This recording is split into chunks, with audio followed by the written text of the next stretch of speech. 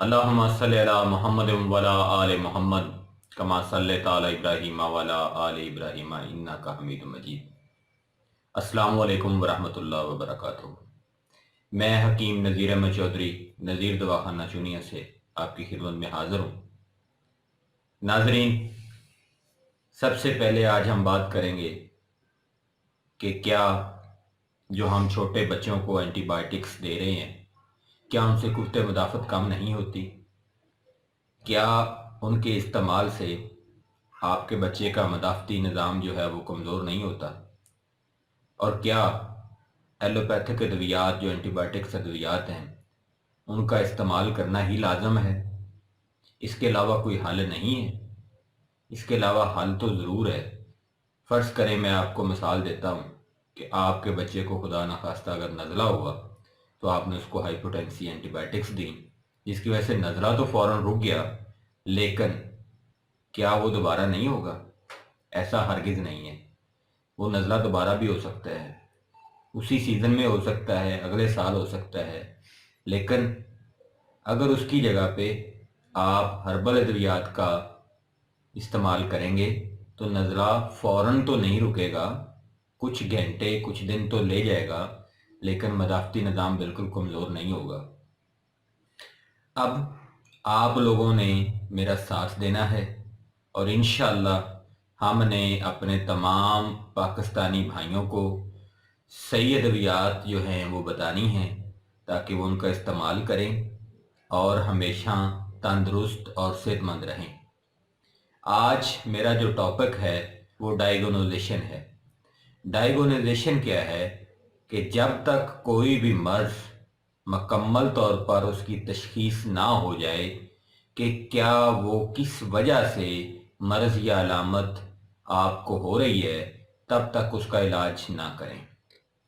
अगर मैं बात करूं एलोपैथिक की, तो वो भी तिब्बे इस्लामी से ही और तिब्बे यूनानी से ही आगे निकला है। उसमें सर्जरी जो है वो भी जराहत से निकली है और तमाम चीज़ें जो हैं वो इधर से ही वहाँ पे शिफ्ट हुई हैं, लेकिन वहाँ पे चूँकि हमारी गवर्नमेंट का और लोगों का रुझान ज़्यादा है, तो तिब्ब का जो खिदमत का पेशा था उसको तब्दील करके वहाँ पे बिज़नेस बना दिया गया है। आइए मेरा साथ दीजिए, हम मिलकर मुकाबला करते हैं, तमाम अमराज के लिए बेहतरीन इलाज जो है वो ढूंढते हैं और मैं आपको बताऊंगा कि बेहतरीन इलाज क्या है, किस तरह से आपने इलाज करना है। बस मेरा साथ दें, हमारी वीडियोस को आगे शेयर करें। इंशाअल्लाह मैं आपको आसान से आसान तरीन हल बताता चलूँगा। तो डायग्नोजेशन जो तिब्बे इस्लामी के अंदर की जाती है या तिब्बे यूनानी के अंदर की जाती है, वो अमराज की वजूहात को देखा जाता है कि अमराज जो हैं वो सुफरा की वजह से पैदा हुए हैं या सुदा की वजह से पैदा हुए हैं या रिया की वजह से पैदा हुए हैं या फिर खुदा न खास्ता बलगम की वजह से अमराज पैदा हुए हैं। यहाँ पे डॉक्टर्स जो हैं वो इस बात का मजाक बनाते हैं कि जी बलगम तो बज़ाते खुद एक अलामत है। तिब्बे यूनानी के अंदर जो बलगम है उससे मराद अल्कलाइन का ज़्यादा हो जाना है। ये बात मैं यहाँ पे वाज़ेह करता चलूँ। फिर अगर मैं आयुर्वेदिक की बात करूँ तो आयुर्वेदिक में आम, वात, पित्त और कफ का जो है वो मुवाजना किया जाता है, एनालिसाइज किए जाते हैं कि क्या आम की ज़्यादती यानी सुदा की ज़्यादती है, वात की ज़्यादती यानी रिया की ज़्यादती है, या फिर पित्त की ज़्यादती यानी सुफरा की ज़्यादती है, या फिर खुदा न खास्ता बलगम जिसको उसमें कफ कहा जाता है।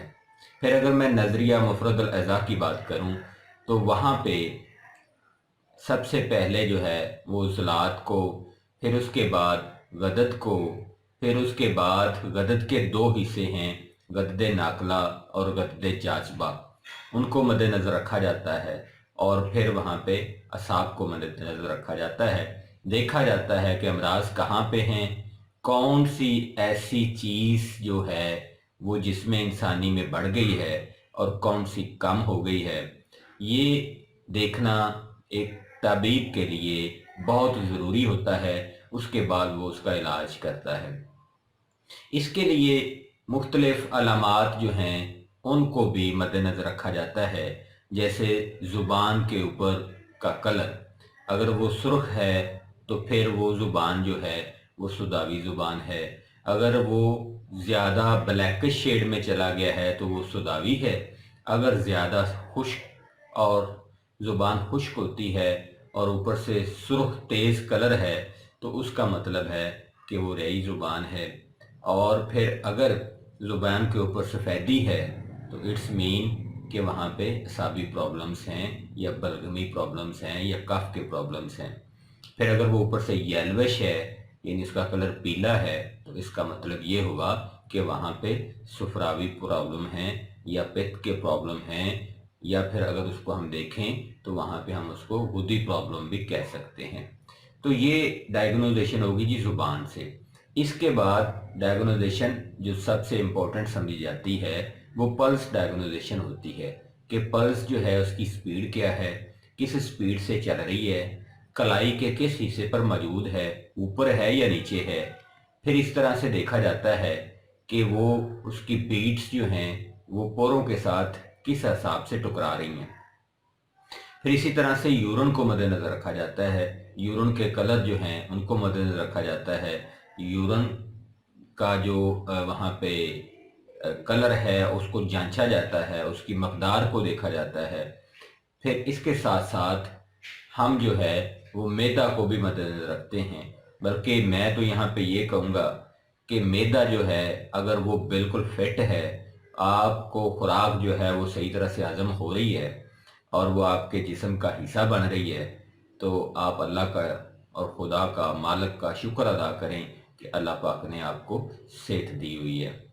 तो मैं फिर यही गुजारिश करूँगा कि डायग्नोजेशन जो है एलोपैथिक के अंदर जो है वो अब बिज़नेस चूँकि बन चुका है, बहुत ज़्यादा टेस्ट करवाए जाते हैं और कई टेस्ट तो ऐसे होते हैं, मैं बहुत माज़रत के साथ एलोपैथिक का जो शोबा है उसमें कुछ ऐसी काली भेड़ें भी हैं जो कि गटर टेस्ट के भी पैसे वसूल करते हैं। अब गटर टेस्ट की अगर आपने डेफिनेशन पूछनी है तो मुझे कमेंट्स करें।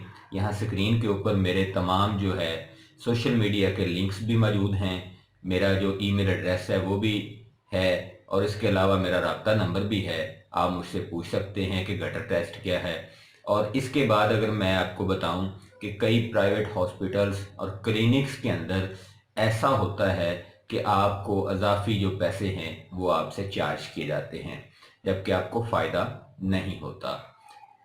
आइए मिलकर पाकिस्तानी जड़ी बूटियों से, पाकिस्तानी अद्वियात से और घरेलू अद्वियात से अपने आप को हमेशा के लिए सेहत व तंदुरुस्ती के अंदर हम अपने आप को महफूज करें, अपने आप को तंदुरुस्त रखें।